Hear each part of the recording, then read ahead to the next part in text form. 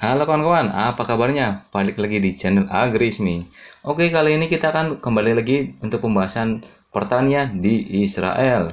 Karena ada banyak request ya dari teman-teman semua untuk membahas pertanian Israel. Namun, kali ini kita akan membahas beberapa teknologi yang sangat canggih terkait pertanian Israel, di mana mereka bisa meningkatkan produksi, bahkan ekspor kawan-kawan semua. Oke, sebelum kita lanjut, subscribe dulu, Mamen. Thank you.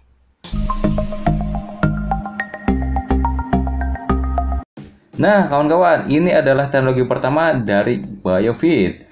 Biofeed merupakan salah satu startup pertanian dari Israel yang berhasil menciptakan teknologi Slow Fluid Release atau SFR ya. Nah, Biofeed memang berfokus pada peningkatan pengendalian hama lalat hijau yang dapat menggantikan kebutuhan penyemprotan pada budidaya mangga utamanya. Tidak seperti kebanyakan petani yang ada di Indonesia, rata-rata mereka menggunakan penyemprotan manual yang membutuhkan waktu banyak dan juga tenaga yang banyak. Nah, Biofeed ini dengan teknologi SFR ini menggunakan kemampuan teknologinya untuk pelepasan umpan yang lambat untuk memanipulasi perilaku serangga, dan akibatnya mereka mengendalikan dengan baik serangga-serangga tersebut. Salah satunya adalah lalat hijau dengan menarik dan membunuh atau dengan metode menarik dan pakan, sehingga lalat hijau tidak jadi hinggap di buah mangga, melainkan ke umpan yang sudah kita pasang dan mati setelah memakan zat adiktif di dalam umpan tersebut. Sebagai informasi, teknologi ini diciptakan oleh Dr. Nimrod Israeli yang juga founder dan CEO dari Biofeed. Nah, lalu bagaimana cara kerja dari teknologi ini kawan-kawan semua? Hal ini dicapai dengan teknologi Slow Fluid Release ya, yang dipatenkan di mana cairan mengandung campuran umpan dan adiktif.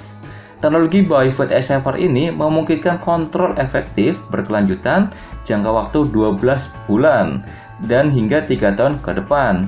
Adiktif semacam itu mungkin mengandung antara lain zat makan, stimulan makan, dan kontrol hama. Nah, sumber energi yang digunakan untuk menjalankan sistem ini adalah dengan gravitasi.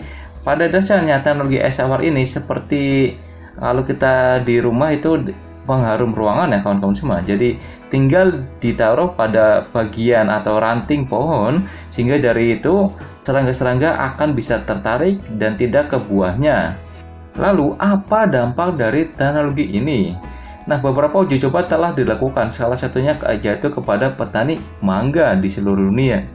Mangga menyediakan mata pencarian bagi ribuan petani di negara berkembang khususnya. Namun, banyak petani mangga di India, Amerika, dan Afrika Barat akhirnya menyerah dalam beberapa tahun terakhir karena persentase tanaman mereka yang begitu tinggi rusaknya oleh berbagai spesies lalat buah kawan-kawan semua. Nah, situasi ini berubah secara drastis akibat dari produk yang diciptakan oleh Biofeed Israel ini. Biofeed telah menunjukkan penurunan keseluruhan serangga lalat buah oriental dari 90% menjadi kurang dari 5% dalam uji coba dengan petani mangga di India.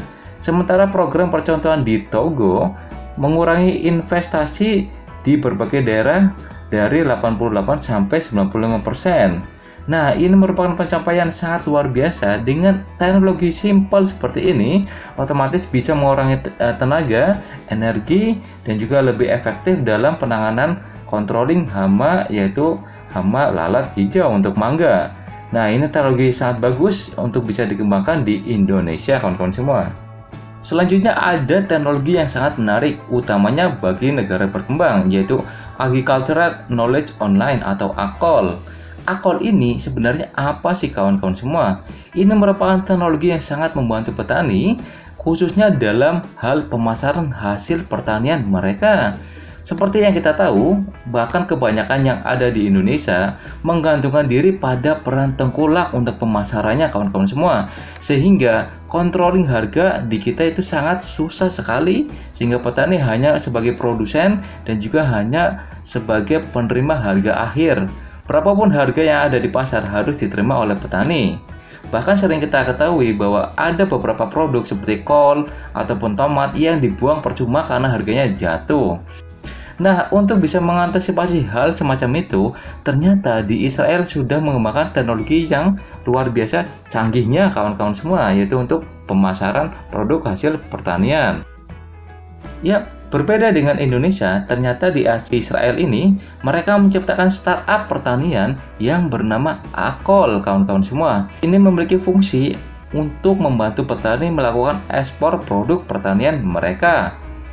Nah, sebagai gambaran umum, petani ataupun peternak kebanyakan tidak bisa melakukan ekspor kecuali mereka mematuhi peraturan pemerintah yang kompleks, kawan-kawan semua, dan sering berubah di negara-negara target menerima ekspor, termasuk air, pupuk, pestisida, pelindungan tanaman, keselamatan, dan kondisi tenaga kerja. Jadi memang ada banyak rincian, standar proses, serta list yang harus dipatuhi oleh petani. Hal-hal inilah yang susah sekali untuk bisa ditembus petani, khususnya bagi petani Indonesia yang rata-rata minim pengalaman dan pengetahuan terkait dengan pemasaran ekspor.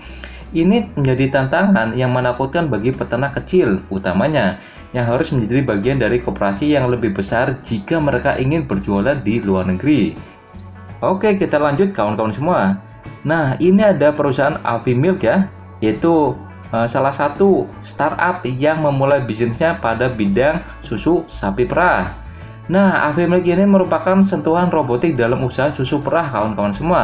Avimilk ini ternyata membuat sistem canggih untuk manajemen kawanan sapi, pemantauan, dan pemberian pakan yang digunakan di peternakan sapi perah di seluruh dunia.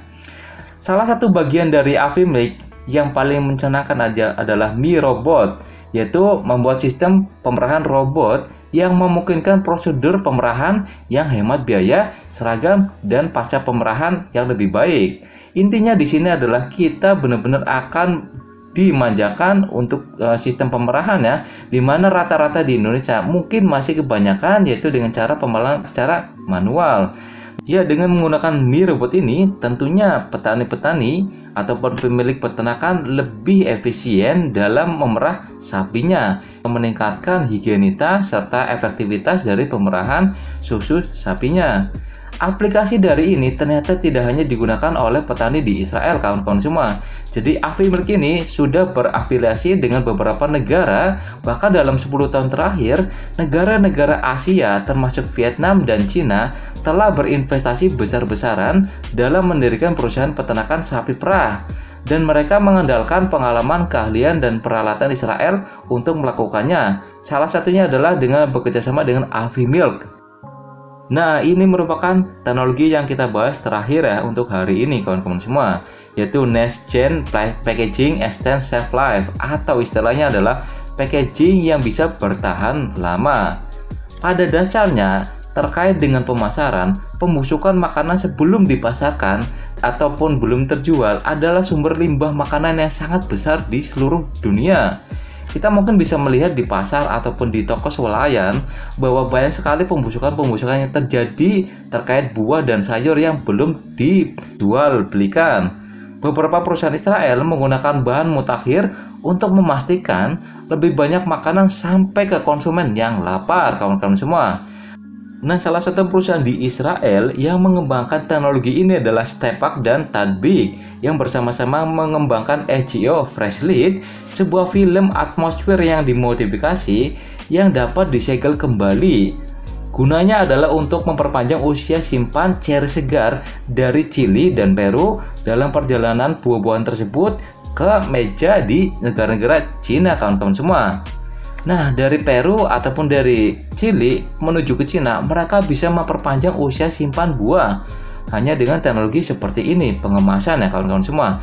Nah, kemasan dari Stepak Explo ini untuk buah blueberry, spring onion, dan kacang hijau mengurangi jumlah plastik yang digunakan hingga 40%, sekaligus memperpanjang umur simpan dengan meningkatkan aliran udara.